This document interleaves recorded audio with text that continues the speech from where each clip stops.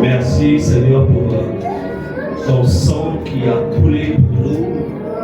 Merci pour le rachat. Merci pour la rédemption. Merci de ce que tu as fait de nous, des nouvelles créations en toi. Seigneur, ce matin, réunis en ce lieu, nous voulons encore une fois te dire que tu es le centre de nos vies. Le centre de nos vies. Merci Seigneur pour ces temps que tu avais déjà prédestiné d'avance. Nous établissons encore une fois ton règne au milieu de nous.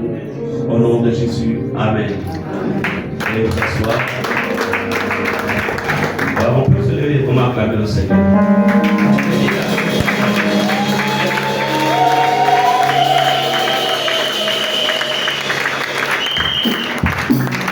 Gloire à Dieu, gloire à Dieu, gloire au Seigneur. Nous rendons grâce à Dieu pour ces moments. Nous bénissons donc le Seigneur pour sa grâce infinie. Et je crois que chacun d'entre vous, vous avez passé une très bonne semaine. Amen. Et après les merveilleux moments que nous avons aussi passés du côté du Palais des Sports avec l'homme de Dieu, l'apôtre Sandogo, ça fait beaucoup de bien pour ceux qui ont pu faire le déplacement. Et dans un esprit de corps, nous avons mis d'abord nos rencontres de la semaine en Berne pour être avec tous les autres dans ces lieux où le Seigneur nous a énormément bénis, énormément visités. Amen, amen. Et nous avons cette assurance qu'il y a quelque chose, il y a un plus. Amen. Que le corps de Christ que nous avons reçu pendant ces temps particuliers. On va acclamer le Seigneur. Gloire à Jésus.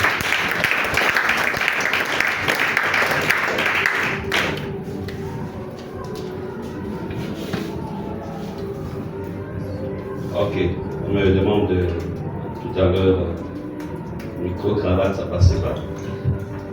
Ok, bien. Nous avons commencé donc ce thème qui est extrêmement important.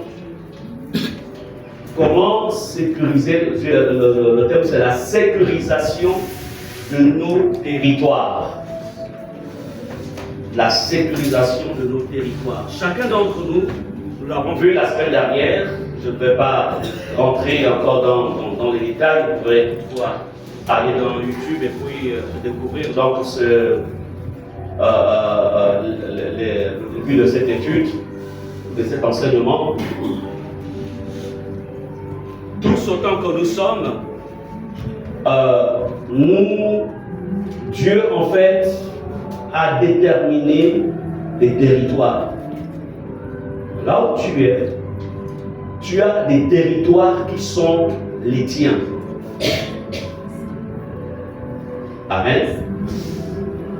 Et si ces territoires ne sont pas sécurisés, ce qui va se passer, c'est que l'ennemi va commencer en fait à grignoter en fait ces espaces. Et ta vie, comme nous le dit Jean 10, verset 10, le voleur ne vient que pour dérober, égorger et détruire. Et l'ennemi va dérober. Et lorsque l'ennemi a réussi en fait à dérober ton territoire, ta vie ne sera plus aussi heureuse que ça. Parce que quand le voleur vient, il vient c'est pour faire du mal. Amen.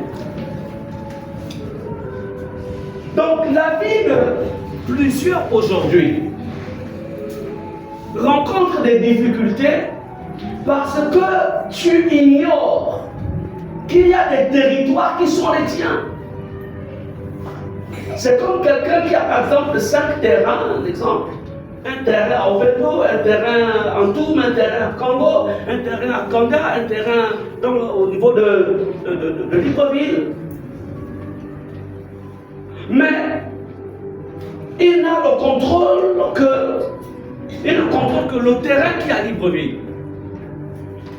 Le terrain qui est à Oveto, qui est à Kanga, qui est en Toum, ces terrains-là, en fait, il n'en prend pas soin.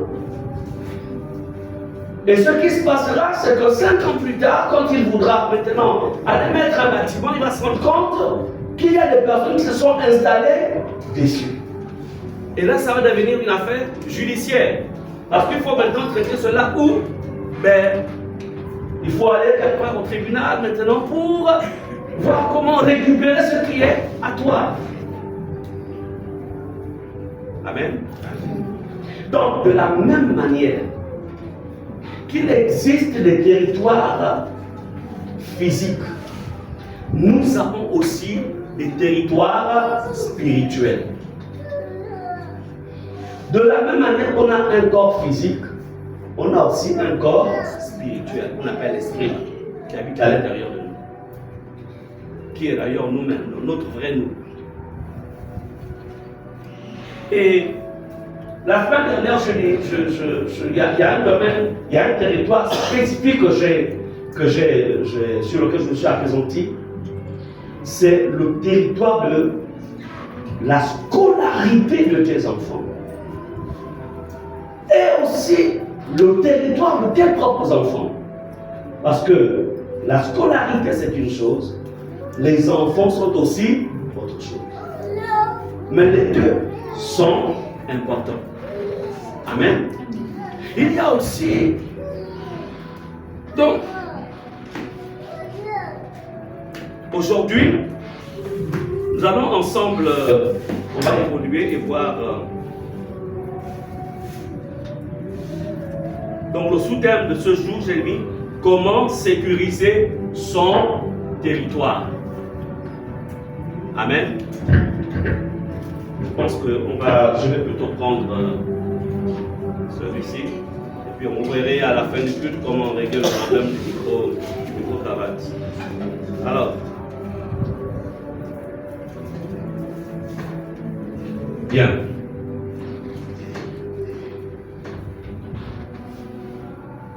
Donc par définition, j'ai mis ceci. Un territoire spirituel, c'est un rappel, est l'ensemble des domaines dans lesquels Dieu vous a donné autorité. L'ensemble des domaines dont Dieu vous a donné autorité, on appelle ça les territoires.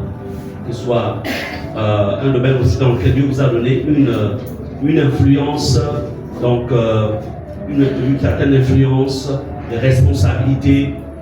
Donc que ce soit dans votre vie personnelle, que ce soit au niveau de votre famille, que ce soit au niveau même de l'église ici, les responsabilités que Dieu vous a confiées au niveau de l'église, que ce soit donc, comme je disais, sur le plan professionnel, donc au niveau du travail, en fait, que ce soit pour ceux qui ont par exemple des plantations, des jardins et autres, c'est une sphère bien précise. Donc, tous ceux qui tout ce qui, tout domaine sur lequel tu as une certaine influence, on appelle ça, en fait, c'est un territoire. Par exemple, le mariage est un territoire. Amen. Donc, tout, en fait, ce sont des territoires. La preuve en est que lorsque par exemple, je prends l'exemple, je parle du terrain, lorsque quelqu'un va s'installer sur ton terrain, alors que tu t'es battu pour avoir ce terrain, malheureusement, au moment où tu veux construire, il y a quelqu'un qui s'est déjà installé, ça va te faire mal. C'est ce qui fait en sorte que tu es même prêt à dépenser beaucoup d'argent pour prendre des huissiers, prendre des avocats pour récupérer ton terrain. Pourquoi ça te fait mal? Parce qu'en fait, c'est ton territoire. Amen. Et je disais que voici une marche qui commence, qui a d'ailleurs déjà commencé avec la rentrée scolaire. Je parle de nos enfants. Voici une marche qui commence, un voyage de septembre jusqu'en juin. Alors, il faut sécuriser. Il faut sécuriser des enfants. Sécuriser leurs études. Et même, toi-même, tu as besoin d'être sécurisé. Maintenant, il y a quelqu'un qui dira ici, mais parce que moi, je n'ai pas encore d'enfant. Ok, mais il y a un domaine où il y a des domaines qui sont, en fait, qui ont besoin d'être sécurisés. Peut-être pas forcément les études, peut-être pas forcément les enfants, mais il y a un domaine spécifique. Donc, la première chose, c'est qu'il faut d'abord identifier tes territoires. Amen. Ce que Dieu a mis, ce qu'il a rattaché à ta vie. La santé est un territoire. Lorsqu'il n'est pas sécurisé, le diable rentre et vient voler la santé. Et quand la maladie s'installe, quel que soit l'argent que quelqu'un peut avoir, parfois l'argent ne règle pas le problème de la santé. Nous sommes d'accord. Il y a des personnes qui avaient des comptes en banque bien gardés, mais qui sont allés faire des soins à l'étranger, mais malheureusement ne sont pas revenus au pays. Pas parce qu'ils n'avaient pas d'argent, mais parce que le territoire avait déjà été conquis par l'esprit de maladie, au point où c'était plus possible de récupérer sa santé. Tout se protège. Répétons, tout se protège. Tout se protège. Et la protection commence par dans le plan spirituel. Amen. Si dans le plan spirituel, ce qui est à toi n'est pas sécurisé, amen, l'ennemi viendra te voler cela. Tout doit être sécurisé.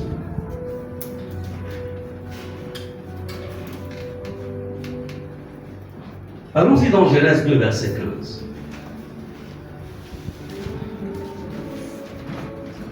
Genèse chapitre 2, verset 15. Genèse 2, verset 15.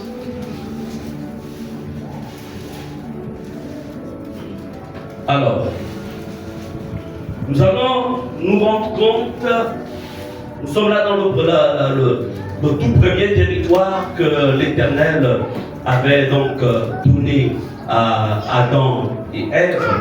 Au verset 15, la Bible nous dit l'Éternel Dieu prit l'homme et le plaça dans le jardin d'Éden pour le cultiver et pour le garder. Amen. Vous remarquez cela? Amen. Donc il n'était pas seulement question d'exploiter, il n'était pas seulement question en fait de cultiver, il n'était pas question seulement de tirer en fait les bénéfices du jardin d'Éden, mais l'homme devait garder, c'est-à-dire sécuriser. Amen. Bien-aimé, il y a un style de vie, il y a des situations qui te sont arrivées aujourd'hui ou hier, parce que en fait tu n'as pas su qu'il fallait garder, sécuriser spirituellement tes acquis. Amen. Et par ignorance, l'ennemi est venu, il est entré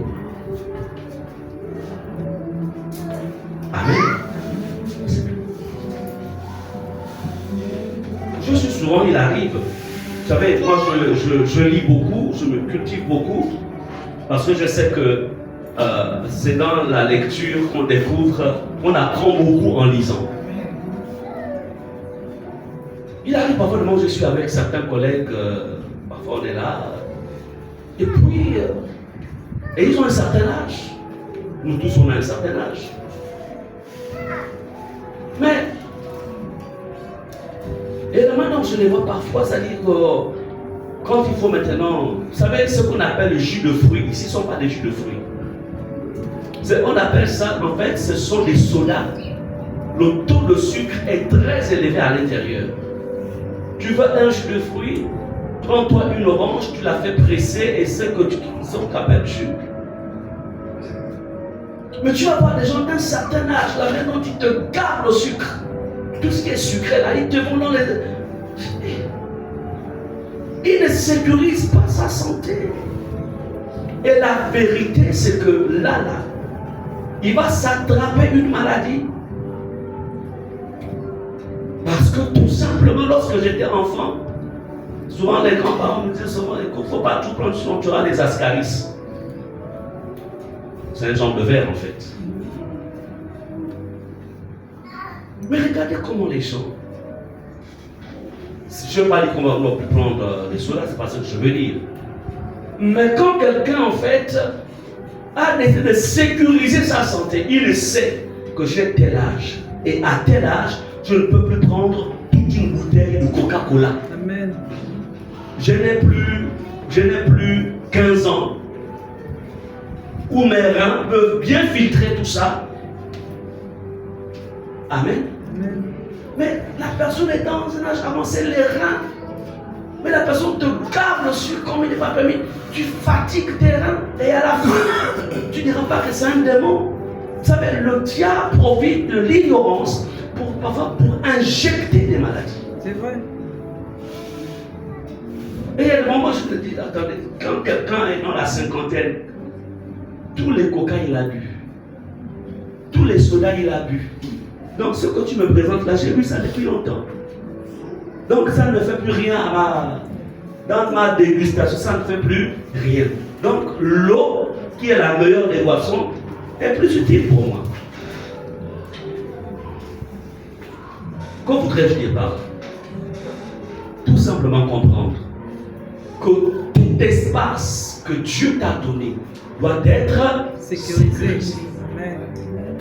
Et lorsque tu ne sécurises pas, l'ennemi va rentrer et il va voler. Donc, Dieu, quand il place Adam au jardin, il y a donc au-delà des richesses que ça va te donner, les richesses qui sont placées ici au jardin, il faut que tu sécurises. Il faut que tu gardes.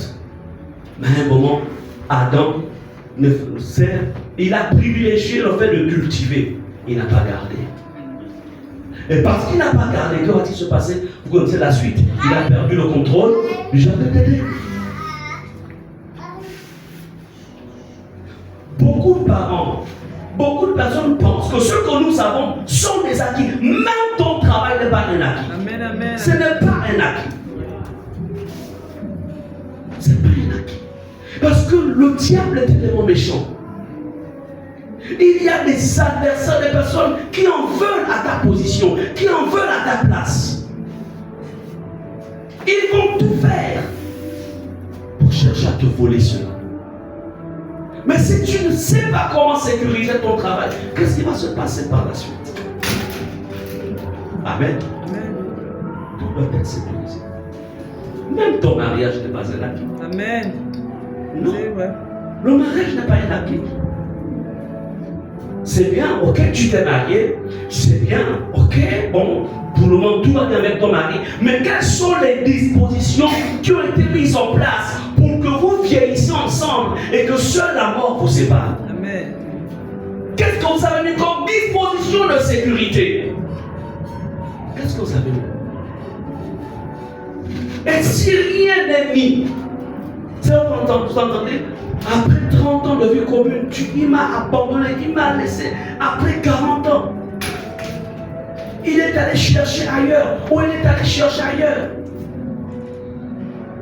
Mais ça, ce sont les conséquences. La question, c'est que qu'est-ce qui a été fait du début jusqu'à ce que ça arrive? Quelles sont les dispositions qui ont été prises pour sécuriser? Amen. La sécurisation. Beaucoup de chrétiens pensent, bon, parce que je prie, mon mari prie, ou ma femme prie, c'est suffisant. Non. Amen, amen, amen. Non, sinon il n'y aurait pas de divorce dans l'onglet des chrétiens, par exemple. Ça serait que le lot des païens. On va dire, bon, plus ils connaissent. Mais comment comprendre que des chrétiens finissent quand même par divorcer? Ça veut dire qu'être chrétien, sans pourtant prendre des dispositions, en fait, ce n'est pas une garantie pour, en fait, vieillir ensemble. Amen. Ce n'est pas une sécurité. La sécurisation. L'importance de la sécurité spirituelle. Ça va sécuriser vos acquis. Amen.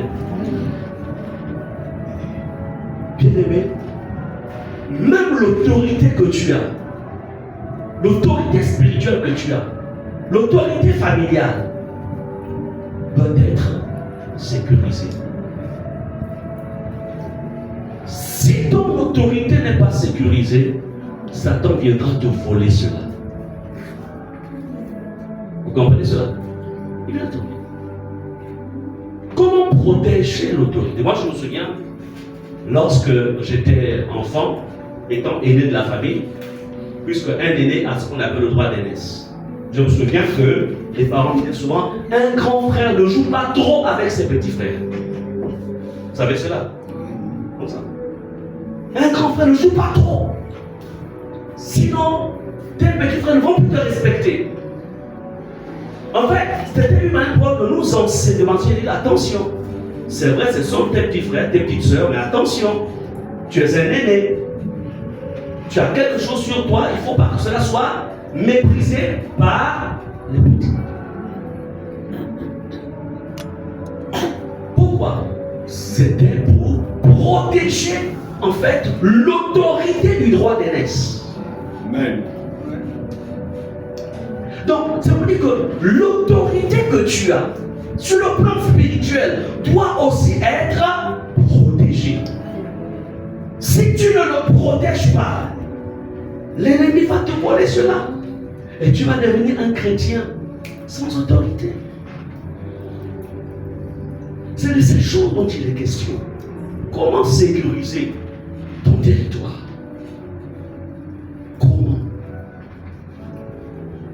Vous pensez qu'un professeur, je prends un exemple, un professeur, un professeur, quand il arrive au mois de septembre, vraiment il a le respect de tous ses élèves. Mais étant quelqu'un de léger, il va commencer à courtiser une de ses élèves. Et à la fin, il va faire donc de l'une de ses élèves-là une de ses copines. Vous pensez que l'autorité qu'il avait au début, il aura toujours sur cet élève-là? Non. Elle va lui parler comme si en fait c'était un chiffon. Pourquoi? Parce que de par l'acte qu'il a posé, en fait lui-même il a vendu son autorité. Il n'y a plus d'autorité.